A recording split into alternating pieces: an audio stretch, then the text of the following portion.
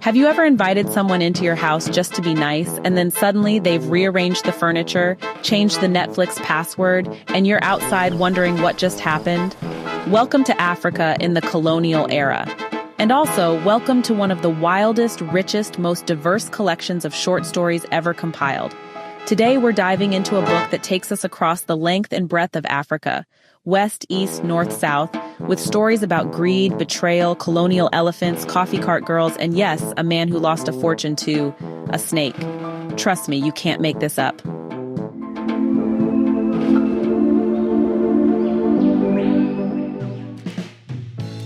This book is an anthology edited by none other than Chinua Achebe. Yes, the Chinua Achebe and C.L. Innes. But before I reveal the title, let's travel through the stories region by region, because this book really is a continent on paper.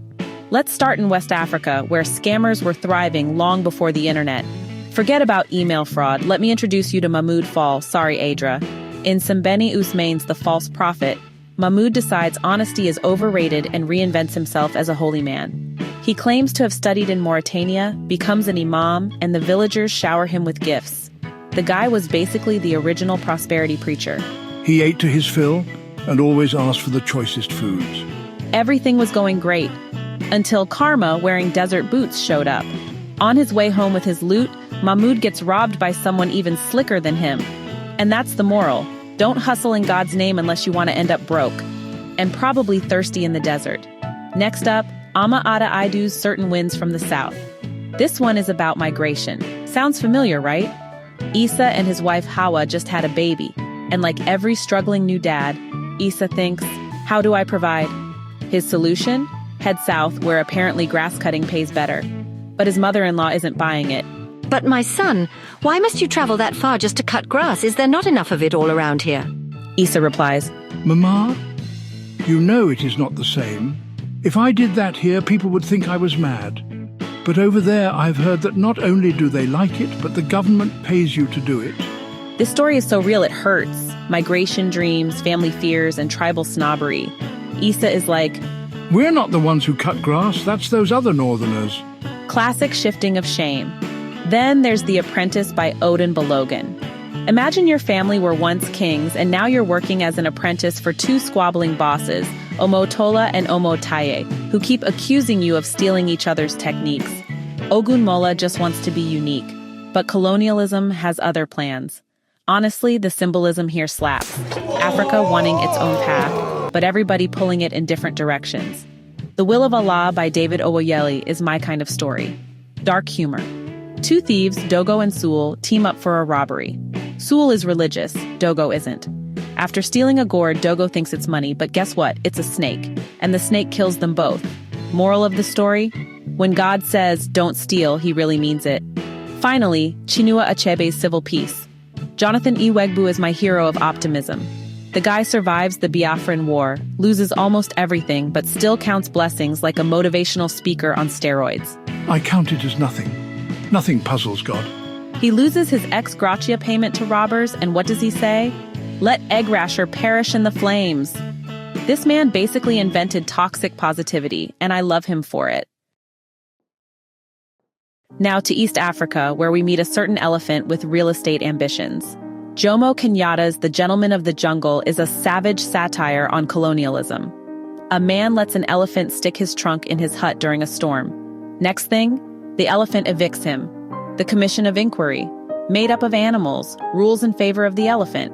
Mr. Elephant has fulfilled his sacred duty of protecting your interests. We consider it necessary to arrange a compromise to suit both parties. Sound familiar? Yeah, that's colonial logic for you. Then comes Grace Oget's Green Leaves, where greed turns deadly. Niagara helps beat up a thief, they cover him with green leaves and plan to bury him in the morning. But Niagara sneaks back at night to rob the dead thief, only for the thief to wake up and kill him. Lesson, if you're greedy, nature, or in this case, an angry thief, will clap back. Abdul Razak Gurna's Bossy. I'll admit this one confused me.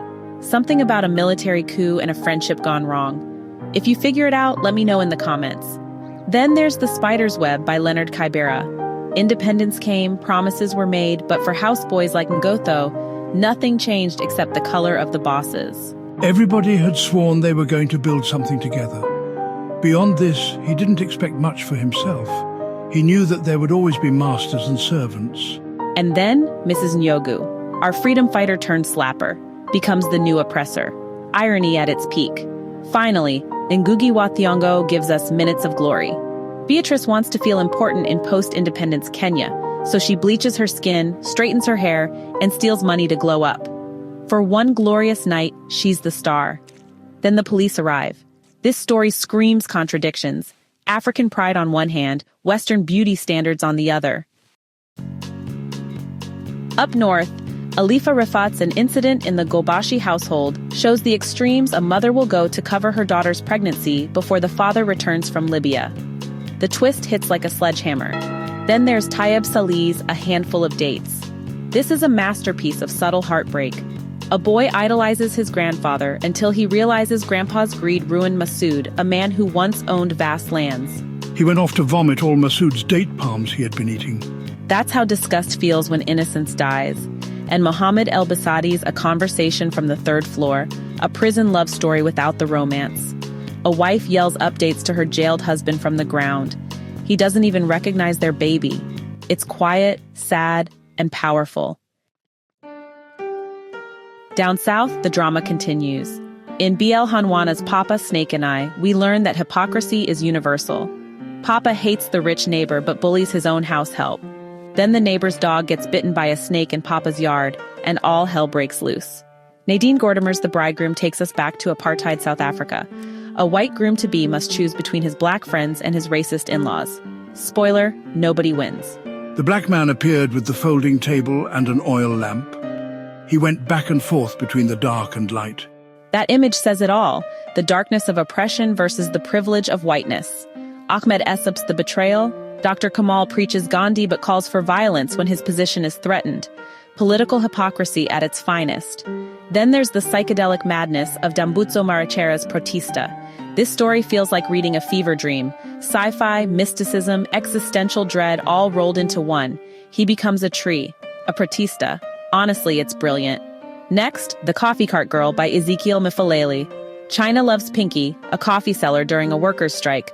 But jealousy and apartheid policies ruin everything.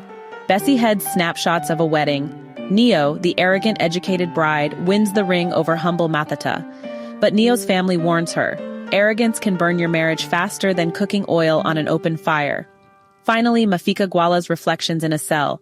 A youth in jail refuses to snitch. A small story, but it echoes the anger and rebellion of a generation. So what's this literary safari called? African Short Stories, edited by Chinua Achebe and C.L. Innes. And let me tell you, it's not just an anthology, it's a continent in print. What I love most is the diversity. Francophone, Lusophone, Anglophone Africa, even a bit of North Africa, which most anthologies ignore. It's a mix of politics, poverty, greed, migration, love, betrayal, every shade of the human experience told through African eyes. Is every story a hit? No. Some left me scratching my head looking at you, Bossy. But overall, this is a must-read if you want to understand Africa beyond headlines. And the editors? Achebe, of course, is the father of African literature. Things Fall Apart guy. C.L. Innes is a scholar who knows her stuff. Together, they gave us something rare, an anthology that actually tries to represent the whole continent. So if you've read this book or any of these stories, let me know your favorite in the comments. And if you haven't, grab a copy. You'll laugh, you'll cry, and you'll never look at an elephant the same way again. Don't forget to like, subscribe, and share if you love African literature as much as I do. Until next time, keep reading, and watch out for snakes and gourds. Hey, thanks so much for hanging out with me today. If you're interested in diving deeper into this book, I've left some links down in the description. You can use it to grab yourself a copy and keep the adventure going. And if you're in the mood for more great reads, don't go just yet. Click on one of the videos popping up right now that I think you'll love. And don't forget to give this review a like, leave a comment, or even subscribe if you'd like to see more. Every bit of support helps us grow this little community of book lovers. See you in the next one.